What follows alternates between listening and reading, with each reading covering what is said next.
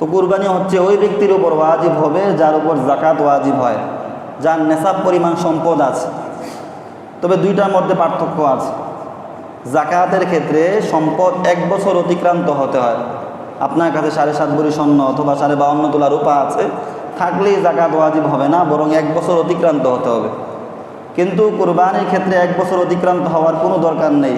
কুরবানি ঈদের 3 দিন অর্থাৎ 10, 11, 12 এই 3 দিন যদি আপনার কাছে নেশাব পরিমাণ সম্পদ থাকে, তাহলেই আপনার উপর কুরবানি ওয়াজিব হয়ে যাবে। বলেন সুবহানাল্লাহ বিহাম। 2 নাম্বার, যাকাতের মধ্যে মানুষের জমি জামা এবং প্রয়োজনের অতিরিক্ত কাপড় চোপড় বাড়িঘর এগুলো ধর্তব্য হয় না। কিন্তু কুরবানির নেশাব যেটা, সেই নেশাবের মধ্যে জমি জামা এবং প্রয়োজনের অতিরিক্ত জামা কাপড় যদি থাকে, যা কিছু থাকবে সবগুলো নেশাবের মধ্যে অন্তর্ভুক্ত হবে। আপনার প্রয়োজনের অতিরিক্ত কিছু জামা কাপড় আছে, এগুলোর মূল্য হিসাব করতে হবে। সেই মূল্য হিসাব করে যদি আপনার কাছে 52.5 তোলা রূপার অর্থ আপনার কাছে হয়ে যায়, তাহলে আপনার উপর কুরবানি করা ওয়াজিব হয়ে যাবে। তো কুরবানির সময় হচ্ছে 3 দিন সময়। কুরবানি করতে হয় 3 দিনের মধ্যে। 10 তারিখ সুবহে সাদিকের পর থেকে, অর্থাৎ ঈদের দিন ঈদের নামাজ পড়ার পর থেকে নিয়ে 12 তারিখ পর্যন্ত, 12 তারিখ সূর্যাস্ত পর্যন্ত কুরবানি করার সময়। এই 3 দিন কুরবানি করার সময়। এই 3 দিনের মধ্যে যে কোনো একদিন যদি আমি কুরবানি করি, তাহলে কুরবানি হয়ে যাবে। তবে প্রথম দিন করা সবচেয়ে বেশি উত্তম। দ্বিতীয় কথা হচ্ছে, কোনো ব্যক্তি যদি বাহিরের কান্ট্রিতে থাকে, আপনার সন্তান বাহিরে থাকে, তার পক্ষ থেকে আপনি একটা কুরবানি করবেন। তো এই কুরবানি কি আপনি আপনার দেশের অনুযায়ী করবেন না সেই দেশের সময় অনুযায়ী করবেন? এই কুরবানির ক্ষেত্রে নিয়ম হচ্ছে, আপনার দেশে যে সময় হবে সেই সময় অনুযায়ী আপনি কুরবানি করবেন। 2 নাম্বার বিষয় হচ্ছে, কুরবানির পশুর ক্ষেত্রে আমাদের কিছু বিষয় জানা দরকার। কোন পশুগুলোর মাধ্যমে আমরা কুরবানি করতে পারবো আর কোন পশুগুলোর মাধ্যমে আমরা কুরবানি করতে পারবো না, এই বিষয়ে আল্লাহ রাব্বুল আলামিনের কোরআনে কারীমের আয়াত থেকে আমরা একটা নিদর্শনা পাই।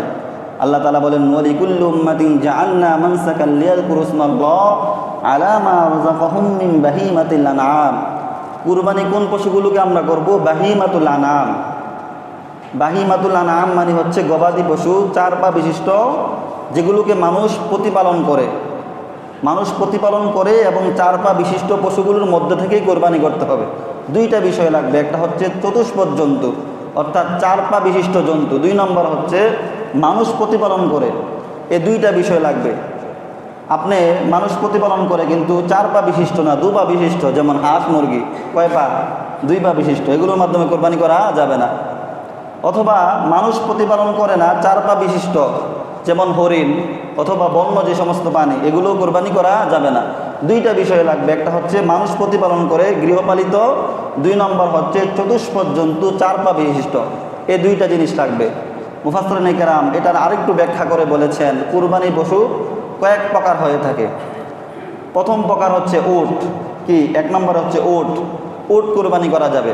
2 নম্বরে গরু কুরবানি করা যাবে। 3 নম্বরে মহিষ কুরবানি করা যাবে। 4 নম্বরে ছাগল কুরবানি করা যাবে। 5 নম্বরে ভেড়া কুরবানি করা যাবে। 6 নম্বরে দুম্বা কুরবানি করা যাবে।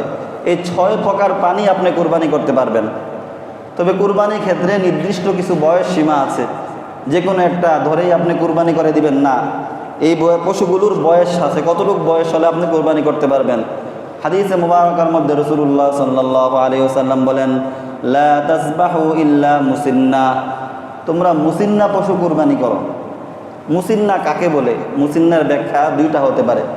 একটা হচ্ছে যেটা উপযুক্ত বয়সে উপনীত হয়েছে, এটা একটা ব্যাখ্যা। 2 নম্বর ব্যাখ্যা হচ্ছে যেটা দাঁত পড়েছে, যেটাকে আমরা বলি দাঁতছে। অনেকে বলে দাঁতছে কিনা, পশু দেখতে গেলে দেখে দাঁতছে কিনা। তবে এই 2টা ব্যাখ্যার মধ্যে প্রথম ব্যাখ্যাটাই মুফাসসিরিনে কেরাম গ্রহণ করেছেন এবং হাদিসের উদ্দেশ্য এটা, অর্থাৎ পশু উপযুক্ত বয়সে উপনীত হয়েছে কিনা। পশু যদি উপযুক্ত বয়সে উপনীত হয়, তাহলে তার মাধ্যমে কোরবানি করা যাবে। উপযুক্ত বয়স কত? উপযুক্ত বয়স হচ্ছে, উটের ক্ষেত্রে উপযুক্ত বয়স হচ্ছে 5 বছর। কয় বছর? 5 বছর। একটা উট যদি 5 বছর শেষ হয়ে যায়, 6 বছরে পদার্পণ করে, তাহলে এই উটের মাধ্যমে আপনি কোরবানি করতে পারবেন। যদি উটের মাধ্যমে আমাদের দেশে এত কোরবানি করা হয় না, বাইরের দেশগুলোতে করা হয়। 2 নম্বর, উট ছাড়া গরু এবং মহিষ এগুলো 2 বছর পরিপূর্ণ হতে হবে। 2 বছর যদি হয়ে যায় পরিপূর্ণ, তাহলে আপনি গরু এবং মহিষের মধ্যে কুরবানি করতে পারবেন। 3 নম্বর, ছাগল, ভেড়া, দুম্বা, এই পশুগুলো পরিপূর্ণ 1 বছর হয়ে গেলে আপনি কোরবানি করতে পারবেন। এখন কোনো পশু 2 বছর হয়ে গেছে, 1 বছর হয়ে গেছে, তার দাঁত পড়ে নাই, অথবা যে দাঁতের মাধ্যমে বোঝা যায় বয়স সেটা হয় নাই, তাহলে কি আপনি কোরবানি করতে পারবেন কি না? পারবেন। কোরবানি করার ক্ষেত্রে মূল দেখার বিষয় হচ্ছে বয়স হয়েছে কিনা। বয়স হওয়ার পর সেটা দাঁতক অথবা না দাঁতক, দাঁত ওঠক অথবা না ওঠক, সেটা দেখার বিষয় না।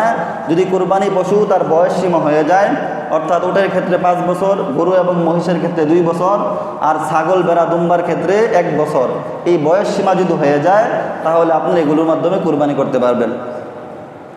ভেড়া দুম্বার ক্ষেত্রে রাসূলুল্লাহ সাল্লাল্লাহু আলাইহি সাল্লাম বলেছেন, যদি ভেড়া দুম্বা এমন হয় যে 1 বছর পরিপূর্ণ হয় নাই, কিন্তু দেখতে এতটা হৃষ্টপুষ্ট দেখা যায়, মনে হয় যে 1 বছর পরিপূর্ণ হয়ে গেছে, 1 বছর হয় নাই, 6 মাস 7 মাস হয়েছে, তাহলে সেগুলোর মাধ্যমে কোরবানি করা যাবে। কিন্তু ছাগলের ক্ষেত্রে কিন্তু এই বিধান না। অনেকে মনে করে ছাগলের ক্ষেত্রেও না, ছাগলের ক্ষেত্রে 1 বছর পরিপূর্ণ হতে হবে।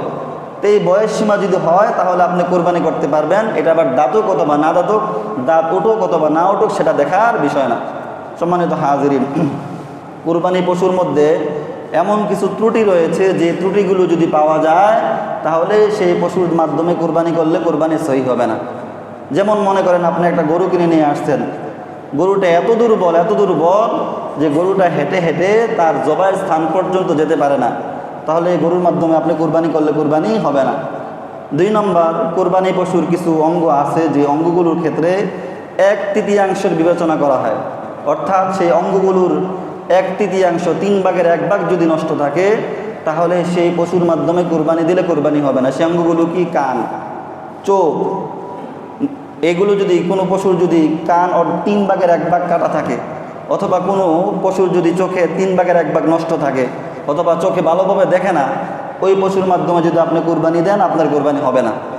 2 নম্বরে, কোরবানি পশুর কিছু অঙ্গ আছে যেগুলোর অর্ধেক বিবেচনা করা হয়, অর্থাৎ সেই অঙ্গগুলো যদি অর্ধেক নষ্ট থাকে তাহলে আপনি এর মাধ্যমে কোরবানি দিতে পারবেন না। অর্ধেকের কম থাকলে আবার দিতে পারবেন। যেমন নাক, কোরবানি পশুর নাক যদি অর্ধেক অথবা তার চেয়ে বেশি নষ্ট থাকে তাহলে এর মাধ্যমে আপনি কোরবানি দিতে পারবেন না। 2 নম্বর, পশুর দুধের উলান যেটাকে বলা হয়, এই দুধের উলানের ক্ষেত্রে, গরুর ক্ষেত্রে যদি 2টা উলানই নষ্ট থাকে, 2টা বাটি নষ্ট থাকে, তাহলে আপনি এর মাধ্যমে কোরবানি দিতে পারবেন না। খাসির ক্ষেত্রে যদি 1টা বাট নষ্ট থাকে, দুধ দুহানোর একটাই যদি নষ্ট থাকে, তাহলে আপনি কোরবানি দিতে পারবেন না। এছাড়া দাঁতের ক্ষেত্রে কোনো পশু যদি ঘাস পানি সুন্দরভাবে খেতে পারে তাহলে সেটার মাধ্যমে আপনি কোরবানি দিতে পারবেন।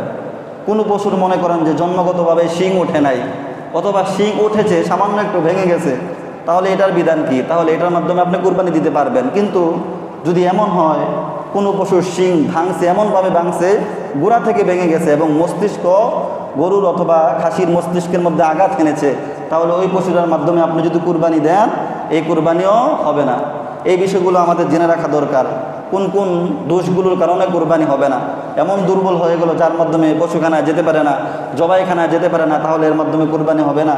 কান যদি 3 ভাগের 1 ভাগ কাটা থাকে, নষ্ট থাকে, তাহলে হবে না। 3 ভাগের 1 ভাগের কম হলে হবে। নাক যদি অর্ধেক কাটা থাকে তার মাধ্যমে হবে না।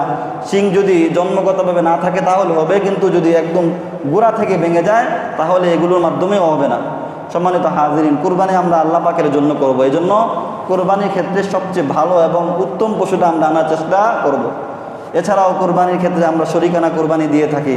শরিকানা কোরবানির ক্ষেত্রে আমরা চেষ্টা করব এমন মানুষকে শরিক নেওয়ার জন্য যার সাথে কোরবানি দিলে আমার কোরবানিটা আল্লাহ তাআলার কাছে কোরবানিটা কবুল হবে, এটা আমরা আশা করতে পারি।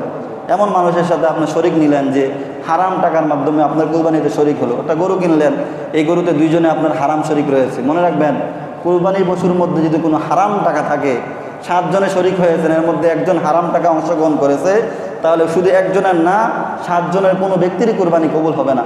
এজন্য কোরবানি নেওয়ার ক্ষেত্রে, শরিকের ক্ষেত্রে হালাল টাকার মাধ্যমে যারা কোরবানি করবে তাদেরকে শরিক নেওয়া উচিত। আল্লাহ রাব্বুল আলামিন আমাদেরকে সকলকে বিষয়গুলো বোঝার ও আমল করার তৌফিক দান করুন। কোরবানি সম্পর্কে আরও কিছু মাসলা মাসাইল ইনশাআল্লাহ এদের দিন আমরা আলোচনা করবো। মা তৌফিক ইল্লা বিল্লাহ।